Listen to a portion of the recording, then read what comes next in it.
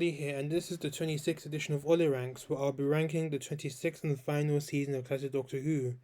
Sorry I've been away for quite some time. I had work to deal with, and of course, I needed to take a break from after doing the Survivor review because that took a lot out of me. Like, if you see my Survivor review, it's like almost an hour long. So I thought to myself, let me just take a bit of a break whilst dealing with some other work stuff. But now I'm back just in time for the 60th anniversary and Halloween as well.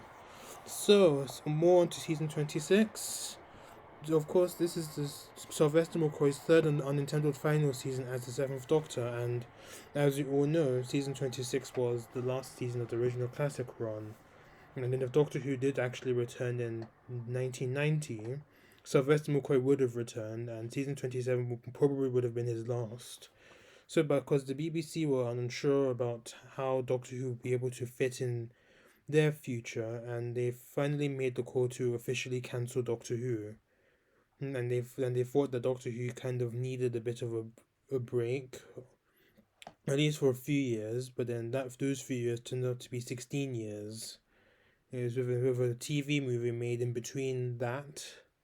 That's and because this is a result of an attempt to relaunch Doctor Who in America in 1996, and after the hasty cancellation, a last-minute speech was made at the end of Survival. Even though Survival wasn't actually the last story to air, or to be filmed, and wasn't intended to be aired, and the last classic story that was filmed was actually Ghostlight. And of course, season 26 was actually different to what was actually finally shown, and I believe Ghostlight was actually meant to have been the one to close the season, and the Curse of Fenrir could have actually been the opener because it had a bit of foreshadowing with Ace telling Kathleen about Gabriel Chase and the Doctor happening to overhear the conversation. But then I think it worked out either way because Ghostlight actually aired before Fenric, so it was pretty much Ace probably telling what happened in Gabriel Chase back to Kathleen. And of course, Longbarrow, the Virgin's New Adventures novel that explained the Doctor's entire backstory, was actually pitched for this season, but John Nathan Turner decided to turn it down. And of course, season 26 was where the Cartman Master Plan was really starting to get into full gear in this season, and had Doctor Who continued into the 90s, despite Andrew Cartmel stepping down as showrunner here, it would have continued. And Sylvester McCoy and Sophie Aldred, of course, returned as the Seventh Doctor and Ace, and they would have left before the end of the season as well, meaning that that season would have been its last. And John Nathan Turner would return to the director's chair, well, producer's chair for the final time. But I think had Doctor Who returned in season 27, that probably would have been his last as well. And I do believe that he would have told the BBC that he really wants to step down and do other stuff as well because he'd been in there for at least 10 years. Yes, at least. And Andrew Cartmel also steps down, and after returning in this season as well, as per the advice of John Nathan Turner, because the future of Doctor Who was really uncertain. So it's like this, like of season 25. I really enjoyed all four stories of this season, but in their own way. So let's get things going, shall we? In fourth place is Ghostlight. Although I do think this is a really good story, but what brings Ghostlight down was how the plot was, and it was quite convoluted. But it was the way it was told that it does make things quite confusing. Though Mark Platt actually did say that this was intentional on his side because he felt as if viewers shouldn't have to be spoon fed about what the plot was about, which I understand, but at the same time, it is a bit redundant to leave the interpretation to the viewers. But minus the story's plot, Ghostlight is actually a very fun watch and it's quite mature and it does have very thought provoking themes like evolution, the Darwin's theory of evolution to be precise, and the concept of survival and the willingness to change and evolve in order to survive. The acting was quite good. Sylvester McCoy was great, and I liked the humor that he had. Him quoting The Hitchhiker's Guide to the Galaxy, which was quite funny. And he does, and I think his manipulative side does come out a bit in this story because he does take Ace to Gabriel Chase to try and understand what the evil was that caused her to dislike the house. But he didn't actually, but he had landed the TARDIS inside the house, so Ace wouldn't have any idea what the house was. But then until she heard about what sorry Until she heard someone mention Gabriel Chase, Ace realized that the Doctor had actually tricked her into taking her into Gabriel Chase, and Ace was actually quite upset with the Doctor about that. And Sophie Aldred actually captures that anger towards the Doctor very well. And speaking of Eldred, I think she was really good in the story, and I like how Ace was actually centered on the plot, as it deals with why she disliked Gabriel Chase so much and why she disliked it, and it was revealed that she actually burnt down the house because of the evil, which actually was probably driven by her friend Manesha getting killed by some racists. That's when she was 13, and the side cast was really good. I think Light was a good villain. I love how his dislike of change was the driving force behind the plot and how it can be explained in Doctor Who terminology, which I actually will go into a bit of depth into in my review. So I give Ghostlight an 8 out of 10. In third place is not Ghostlight, Battlefield. One of the most creative Doctor Who stories, which actually makes it stand out compared to other Doctor Who stories. And Battlefield is essentially Doctor Who meets Merlin and the Legend of King Arthur, and it does have a lot of Arthurian elements in the story, with the Doctor being mistaken for Merlin, though it was heavily implied that the Doctor does become Merlin in his future. And we have actual figures from the Merlin time period, such as Morgaine, Mordred, and plus you have Brigadier Winifred Bambera. And of course, Winifred is a German diminutive of Guinevere. And Battlefield, of course, sees the Brigadier return, and I really like how he's factored into the story, especially when he actually kills the destroyer, and after that scene it shows how much the Doctor means to the Brigadier. Yeah, and it does really, and this story shows how much the Brigadier has actually developed himself since his first couple of stories in the John Pertwee era, or even the Charlton era, so to speak. And of course, Unit returns for the first time since season 13, and I like how they've also evolved to the point where they're pretty much ready to take on any threats like Daleks or Cybermen and whatnot.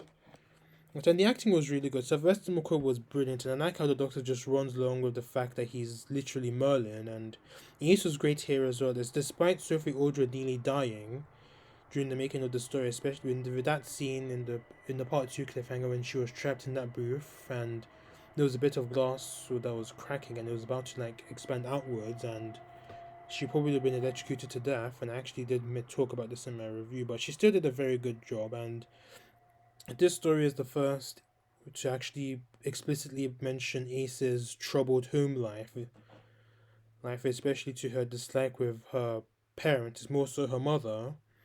Her parents are actually mentioned by Shu Young, who was Ace's special friend of the week, and they're inside this magic protection circle to try and protect them from Mordred and the Destroyer. And of course, Anselin was a great character as well. I liked his romantic chemistry with Bambera, and literally the first one of the first things they do when they meet, they literally start brawling. I think it was pretty much racing. I think this was probably Doctor Who's way of them having sex for some very odd reason, but yeah, I think he was a great character. Bambera was great as well, and I think the villains are great as well. Though I do think that the Destroyer was destroyed very quickly, but I think he could have been the final villain to defeat. But nevertheless, Battlefield is a brilliant story, and I gave that a 9 out of 10. The last two stories left, I did have a bit of trouble figuring out where they should go. I could give them both first place, but because they have like the same quality as one another in terms of the stories being closely linked to the overarching Cartmore master plan and what it does for the development of both the Doctor and Ace. But I do think that giving them both joint first place does defeat the purpose of this ranking, as I did this before. But then I think my number one story that I've actually picked, I did actually prefer a fair bit over the next story. But to be fair, I do. But what actually came in second place, what comes in second place, it wasn't a perfect 10 in my first couple of viewings before I made this channel, before I even got to the Seventh Doctor's era, after making this channel, but after rewatching it over the summer, I did definitely make it a 10 out of 10. And of course, that story is, in second place, Survival. The last Doctor Who story in the classic run, and did they do a brilliant job? Absolutely. And of course, as I said before a few moments ago, Survival actually did grow on me big time during the rewatch with this channel, and I've always did like and heavily enjoy Survival, but after watching the McCoy era from the beginning to the end, it really opened my eyes. Even though Survival wasn't actually meant to have been the last Doctor Who story ever, but it had elements of what would have been a great finale or a great last episode, and even with the last minute monologue by McCoy was brilliantly well done. And one of the great things about Survivor is that it actually neatly wraps up the Doctor and Ace's own storylines in regards to the Doctor and his mysterious past, his identity, which was what the Cotton Master Plan was all about, and Ace growing up and learning more about herself and becoming her own person in her own way. Even though this was clearly not the end that Cartman had actually intended, but I do feel like Survival did act as a satisfying conclusion for the Cartman master plan in terms of the Doctor and Ace. But as I said before, the Doctor's own story in regards to his darker side and manipulation would have continued in season 27. Now I do believe that would have caused Ace to leave the TARDIS. And the Master is brilliant here, and Ainley is finally allowed to express the darker, cold, maniacal side of the Master, kind of like Delgado's Master, and Ainley nailed that to perfection. Now, I like the overall plot of Survivor. What it meant was like basically the meaning of survival and what it meant to certain characters, and of course survival of the fittest. And with the Doctor, he obviously relies on his pacifism and his good morals, or to survive, even though sometimes his good morals can be questionable at his questionably grey at best.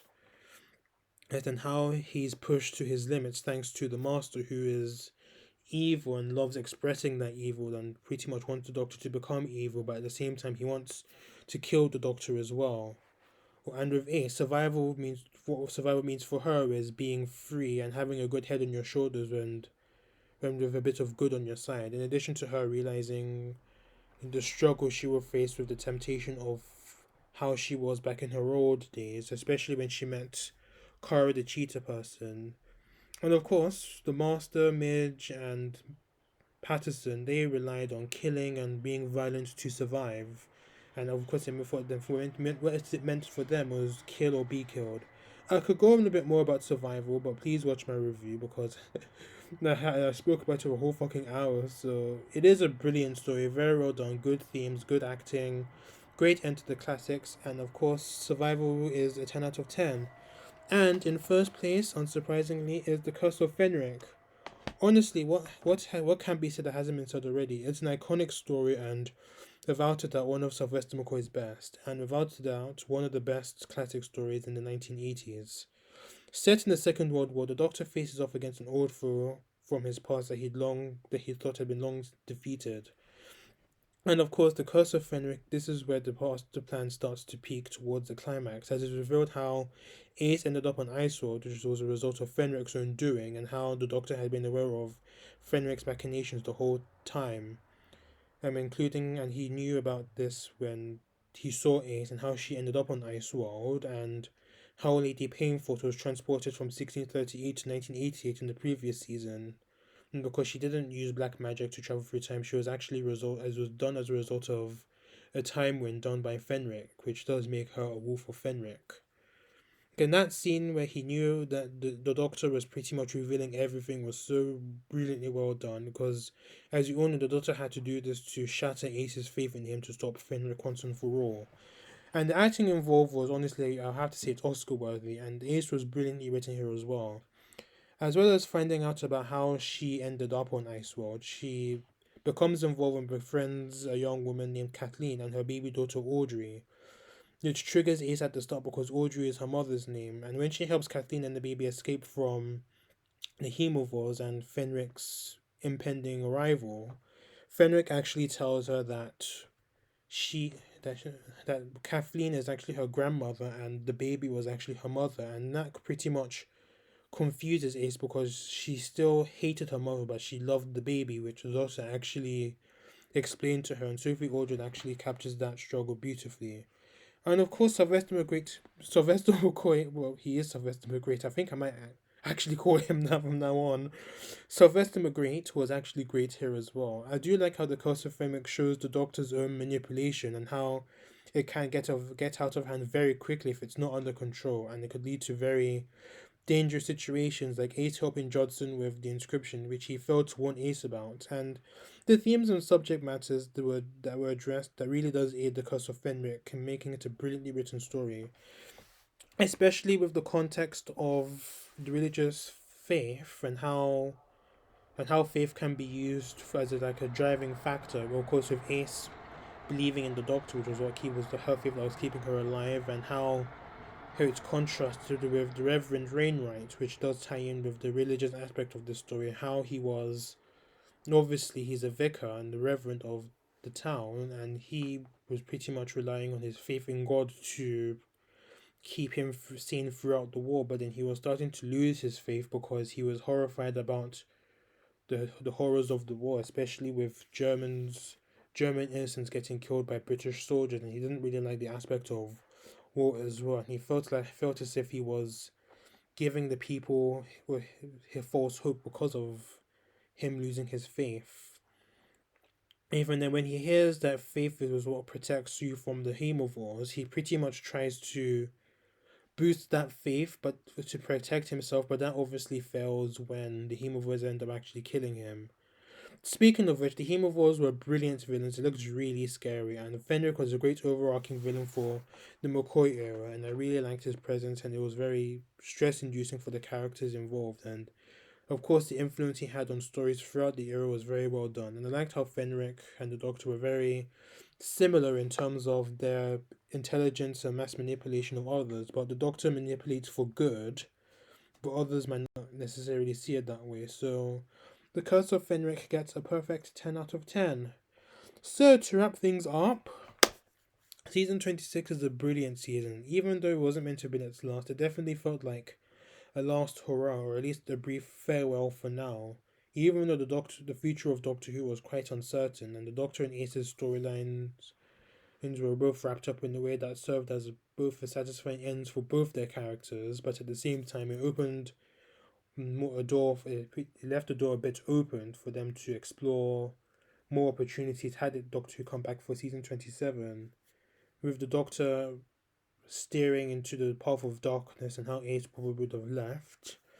Even though I do prefer season 25 to this season, but the qualities of both the stories for both seasons are very similar. But season 26 does kind of fall flat on the structure and the order of the stories. Though what finally aired was the correct order, but it was slightly obvious that there wasn't really in order because of Ghostlight, which it was meant to have been the season finale, but ended up being the second story of the season. But nevertheless, I would still give season 26 an A+. So, that is officially a wrap on the classic Doctor Who reviews and rankings. Although this will not be my last Doctor Who review, I still do intend on planning more Doctor Who videos, such as what the Cotman Master Plan is. And my next set of reviews will be the Scream horror movie franchise, naturally starting with the 1986 film, so stay tuned for that. And my next Doctor Who review will probably be Dimensions in Time, the 30th anniversary story, which I won't do until November at least. But I do want to talk about the 60th anniversary to kind of, because I am pretty excited for it. I want to talk about what's going to happen. That will probably be my next video, but stay tuned for those coming up. So thanks for watching. Please let me know what you thought of season 26 and this video. Subscribe to my channel if you haven't done so already. Click on the subscription bell to be notified on when I post videos or make other posts as well. And I shall see you later. Bye bye.